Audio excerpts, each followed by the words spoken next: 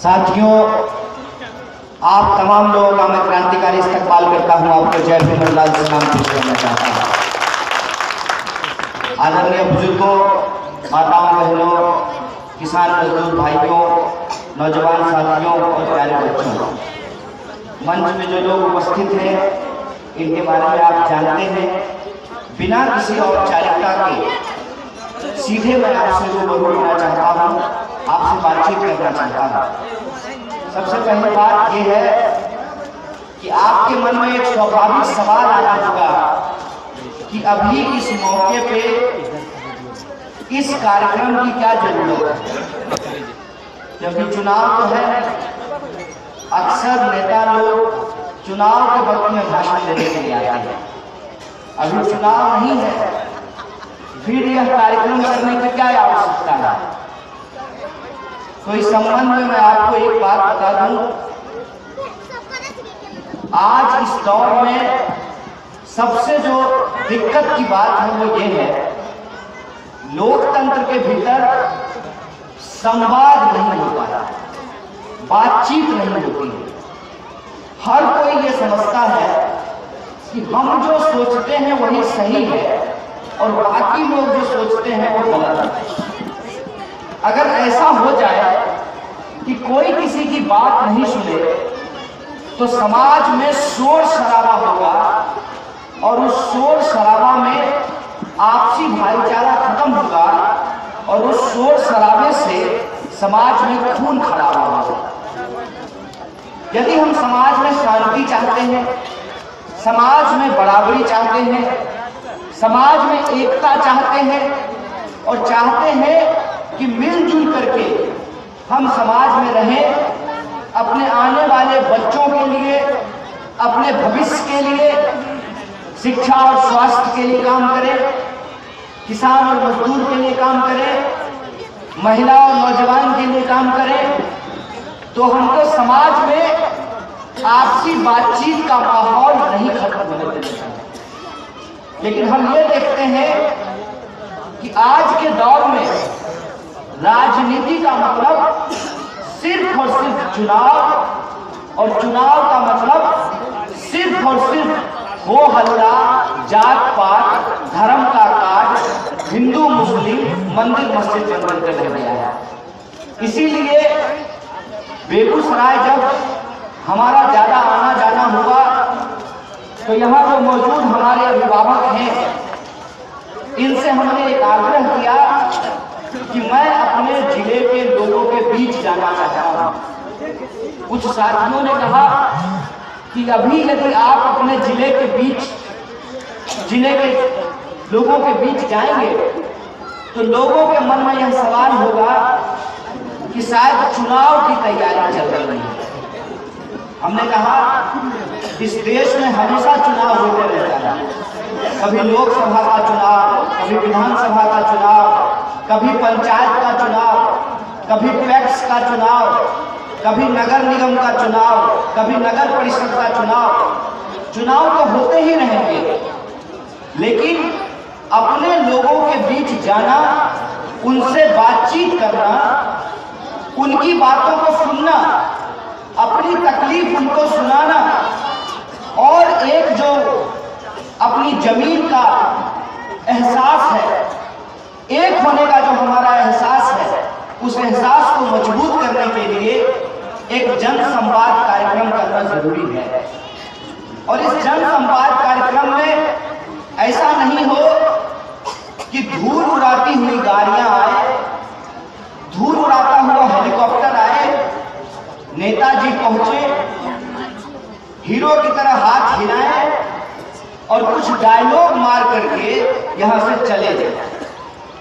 हमने कहा कि लोकतंत्र का जो यह स्वरूप बन गया है, जिसमें नेता जनता के बीच सिर्फ और सिर्फ इस बात के लिए जाता है कि उसका वोट उससे कैसे ठग लेना है, इस मानसिकता से बाहर आकर के अपने जिले की चौखट्टी को समझा जाए, अपने जिले के लोगों के दुख दर्द को समझा जाए, अपना दुख दर्द उनसे साझा किया जाए, नेता का नहीं बेटा का एक संबंध स्थापित किया जाए। इसलिए यह कार्यक्रम आयोजित किया।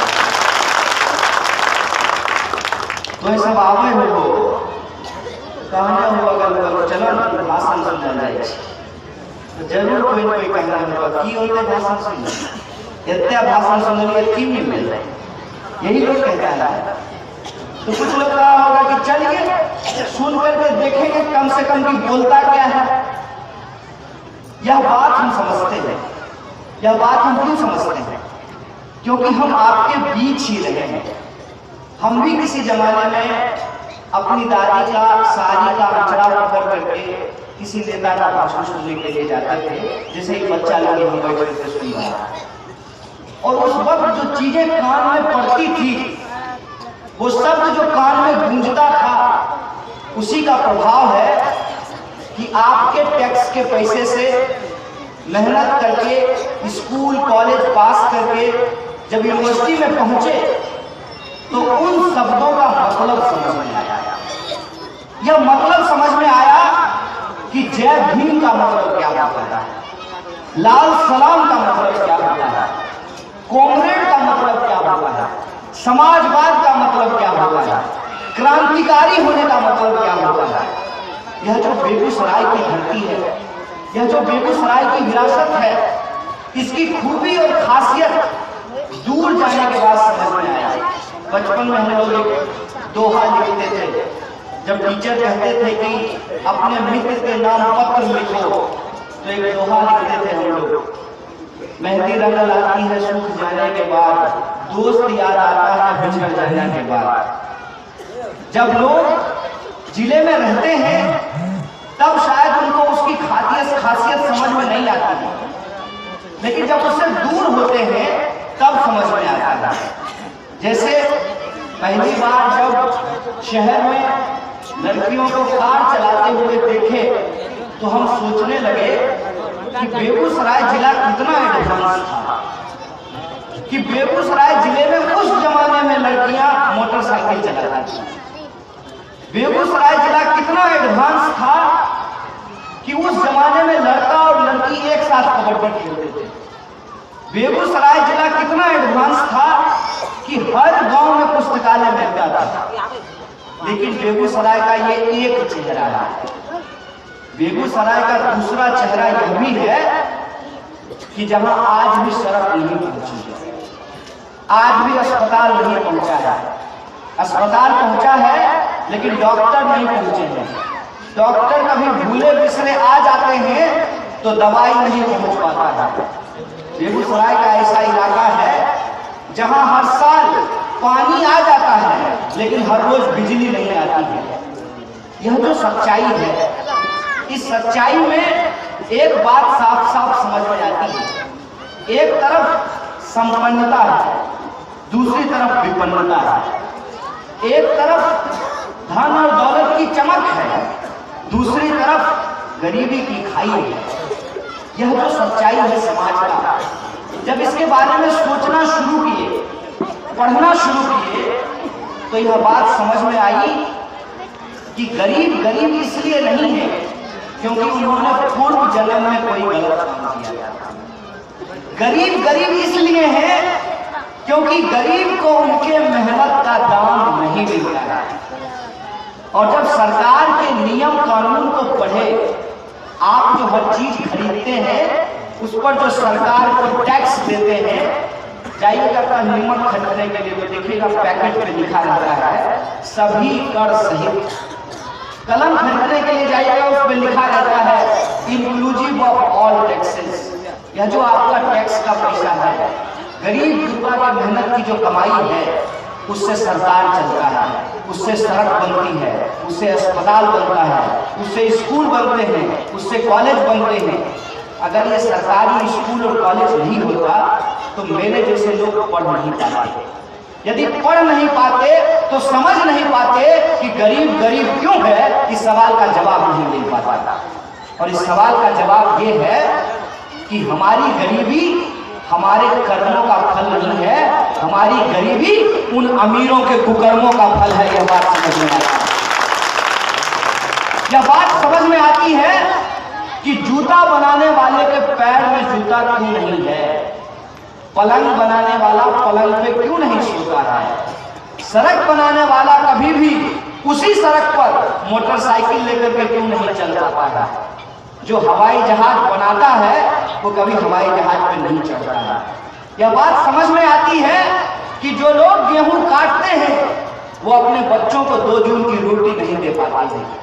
यह जो मेहनत करने वाली आवाम है, यह जो गरीब गुरबा लोग हैं, यह जो दलित, पिछड़ा, अति पिछड़ा, किसान, मजदूर, महिला, यह जो कमजोर तबके के लोग हैं, ये कमजोर इसलिए हैं क्योंकि उनके मेहनत को लूट करके कुछ लोग अपनी बंदूक की ताकत इस्तेमाल कर चुके हैं।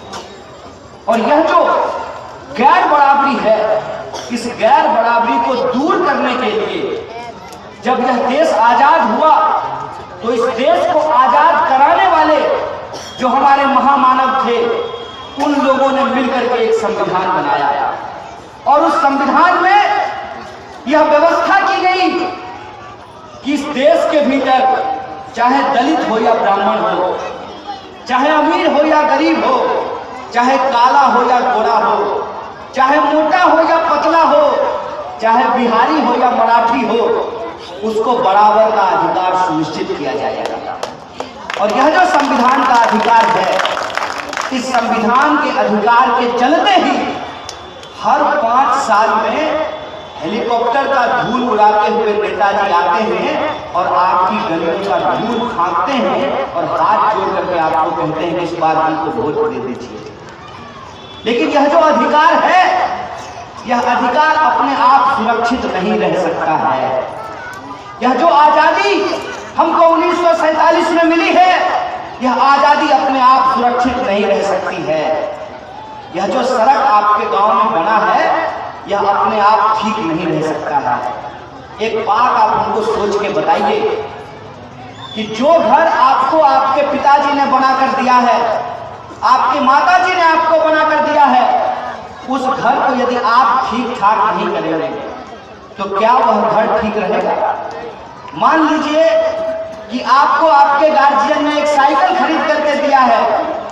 अगर उस साइकिल में आप रोज पोछा नहीं लगाएंगे, उसमें तेल नहीं डालेंगे, पंक्चर होगा तो पंक्चर नहीं बनाएंगे, तो यह साइकिल चलने लायक रहेगी? यह जो संविधान का अधिकार आज हमको मिला है, उस संविधान के अधिकार को एक एक करके छीनने की कोशिश की जाएगी। उसका सबसे पहला उदाहरण मैं आपको बताता हूं। जो संविधान कहता है कि अंबानी का बेटा और जूता सिलने वाले की बेटी दोनों का अधिकार बराबर होगा, क्या दोनों को एक बराबर शिक्षा मिलती है? क्या दोनों को समाज में एक तरह की सुविधा मिलती है? नहीं मिलती है।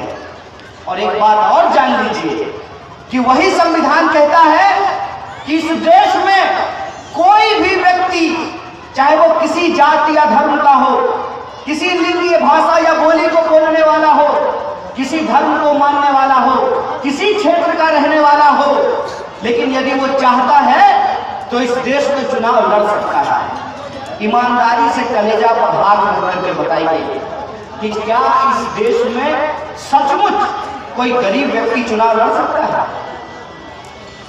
एक अधिकार जो आपको आपके संविधान ने दिया, इस देश के कुछ मुट्ठी भर ताकतों ने ऑलरेडी वो अधिकार आपसे छीन चुके हैं। इनकी अगली तैयारी ये है कि संविधान की उन तमाम व्यवस्थाओं को खत्म कर दिया जाए जो सामाजिक न्याय की बात करता है। संविधान की उन तमाम व्यवस्थाओं को खत्म कर दिया जाए जो बराबरी की बात करता है। न्याय और बराबरी को खत्म करने के लिए सबसे पहला हमला यह किया गया कि इस देश की जो सरकारी संस्थान है उसको बर्बाद कर दिया जाए। जब आपके सामने में सरकारी स्कूल बर्बाद हो रहा था तो शायद उस वक्त आप लोग नहीं सोचे होंगे कि सरकारी स्कूल बंद होगा तो इसका नुकसान किसको होगा। आज उसके परिणाम हमारे सामने आ गए हैं। दिल पे हाथ रख करके बताइए कि जब सरकारी स्कूल में पढ़ाई नहीं होती है तो किसका बाल बच्चा पढ़ने लिखने से वंचित रहता है। जब सरकारी अस्पताल में डॉक्टर नहीं आते हैं तो किनके बाल बच्चों का इलाज नहीं होता है। जब सरकारी बस नहीं चलती है तो किनके बाल बच्चों को चलने में तकलीफ होती है। और जब सरकारी ट्रेन बंद हो जाएगा तो किनके बाल बच्चे काम करने के लिए बाहर नहीं जा पाएंगे। इस बात को आप सोच करके बताइए। और यह जो नई सरकार चुन करके आई है, यह नई सरकार एक एक करके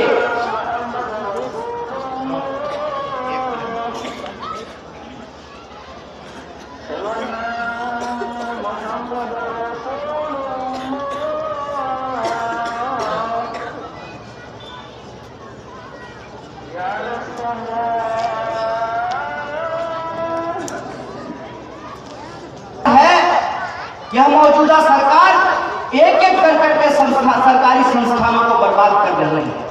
इसका ताजा उदाहरण मैं आपको देता हूं कि जब दिल्ली में संयुक्त मोर्चे की सरकार बनी थी और बेगूसराय के लोगों ने 2 सांसद को चुन करके दिल्ली भेजा था, उस सरकार के वक्त में बेगूसराय में एक संस्थान खोला गया जिसका नाम है मक्का अनुसंधान केंद्र।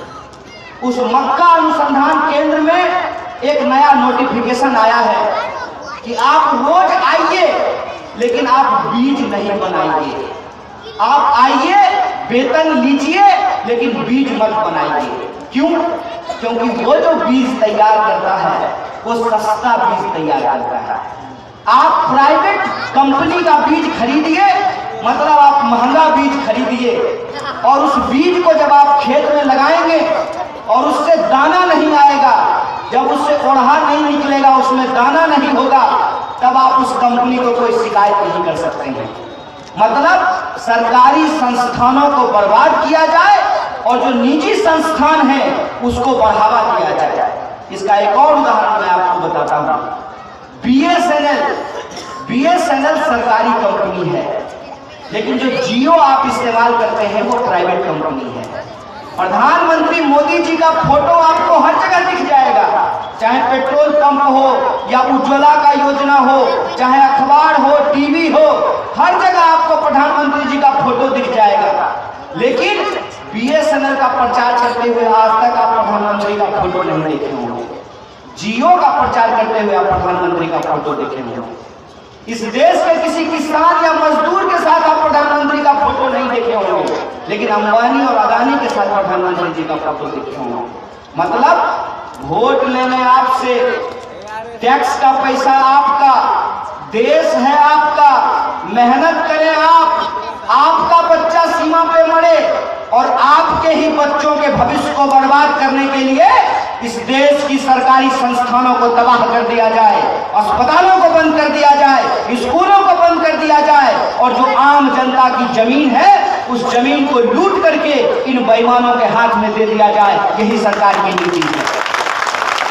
और यह जो सरकार की नीति है, इस सरकार की नीति के खिलाफ अगर कोई गरीब बोलेगा, अगर कोई गरीब सवाल करेगा, तो कह देंगे कि ये देश विरोधी है। मैं कहता हूं कि इनके लिए देश जरूरी नहीं है, ऐश जरूरी है, ऐश जरूरी है। प्रधानमंत्री के बारे में एक बात जान लीजिए। प्रधानमंत्री जो मशरूम खाते हैं वो 4000 रुपए किलो मिलता है, 4000 रुपए किलो। मशरूम जरूरी है, एसी रूम जरूरी है, लेकिन जनता जरूरी नहीं है। जनता के लिए जितनी योजना बनाई गई है उसका हकीकत आज आपके सामने है। एक बात आप हमको दिल पे हाथ रख करके बताइए। बड़ा नाटक करके बोलते हैं कि हमने उज्ज्वला योजना दे दी है, अब गरीब गुरबा माता बहनों के आंख से आंसू नहीं निकलेगा। उज्ज्वला योजना की सच्चाई क्या है?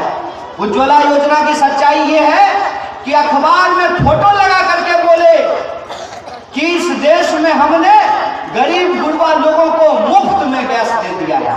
क्या है उसकी सच्चाई? सच्चाई ये है कि पहला बार जब आप कनेक्शन लेने के लिए जाइएगा तो आपको कहा जाएगा कि आपको फ्री में दे रहे हैं। अगला बार जब आप गैस भराने के लिए जाइएगा तो उसी तरीके से किस्त वसूला जाएगा। जैसे आप मोटरसाइकिल फाइनेंस कराते हैं, लोन पर लेते हैं, तो हर महीने आपको किस्त देना पड़ता है। उसी तरीके से आप जितना बार गैस भराने के लिए जाइएगा उतना बार आपसे रेगुलेटर का पैसा, पाइप का पैसा, चूल्हा का पैसा आपसे वसूल किया जाएगा। उतना बार जो प्रधानमंत्री का फोटो आता है अखबार में गैस सिलेंडर का दाम कितना है? 1000 रुपया। डंडारी में कितना लोग हैं, तेतरी में कितना लोग हैं, बखरी में कितना लोग हैं जो 1000 रुपया पर महीना सिलेंडर भरवा सकते हैं। ये है ग्राउंड की सच्चाई, ये है ग्राउंड की हकीकत। लेकिन टीवी पे आपको क्या दिखाया जाएगा? अच्छा दिन। यही होता है अच्छा दिन, कि महंगाई जो है वो 7वें आसमान पे जा रहा है। और जो किसान हैं, जो अनाज पैदा कर रहे हैं, उनको उनके अनाज का दाम नहीं मिल रहा है, उनको उनके मेहनत का दाम नहीं मिल रहा है। वो जब बाजार में जाएंगे टमाटर देने के लिए तो अड़हतिया कहेगा कि 2 रुपए किलो ले लीजिए, और जब आप जाइएगा टमाटर खरीदने के लिए तो कहेगा कि 12 रुपये किलो मिलेगा। तो 10 रुपया बीच में कौन खा रहा है? 10 रुपया बीच में दलाल खा रहा है, बिचौलिया खा रहा है। ना किसान को मिल रहा है, ना आम गरीब को मिल रहा है, और बीच में 10 रुपया ये लोग खा रहे हैं। यह जो मेहनत की लूट है, इस मेहनत की लूट को समझिए। और आज किसानों और मजदूरों की जो हालत है, उन किसानों और मजदूरों की हालत को समझिए कि किसान और मजदूर का हर चीज सस्ता होता है, यहाँ तक कि उनका जान भी सस्ता है और उनको हर चीज महंगी खरीदनी पड़ती है। सरकारी अस्पताल बंद हो जाएगा, किसान मजदूर कहाँ से अपने बाल बच्चों का इलाज कराएगा? सरकारी स्कूल बंद हो जाएगा, कहाँ से अपने बाल बच्चों को वो पढ़ा पाएगा? सरकारी ट्रेन यदि बंद हो जाएगा, पटना से दिल्ली जाने का किराया यदि 5000 रुपया हो जाएगा, कहाँ से गरीब किसान मजदूर जाकर के मजदूरी करके अपने बाल बच्चों का पेट भर पाएगा? यह जो हकीकत है, उस हकीकत पे ये लोग पर्दा डालने की कोशिश करते हैं। और पर्दा कैसे डालते हैं? पर्दा कैसे डालते हैं? पर्दा डालते हैं कभी जात का कार्ड खेल के, कभी धर्म का कार्ड खेल के। आजकल टीवी पे सबसे ज्यादा बहस ये चल रहा है कि मंदिर कब बनेगा। अरे महाराज, अगर हमारे पास खुशहाली होगी, समाज में एकता होगी, शांति होगी, तो हम मंदिर बना लेंगे। आप ये बताइए कि आपको हमने वोट दिया था, आप अस्पताल कब बनाएंगे, स्कूल कब बनाएंगे? यह सवाल हम आपसे पूछना चाहते हैं। मंदिर बनाने के लिए हम सरकार बनाते हैं, मंदिर बनाने के लिए हमको सरकार चुनने की जरूरत है। अरे हर गांव में पंडित जी होते हैं, सब लोग मिल करके चंदा इकट्ठा करके मंदिर बना लें।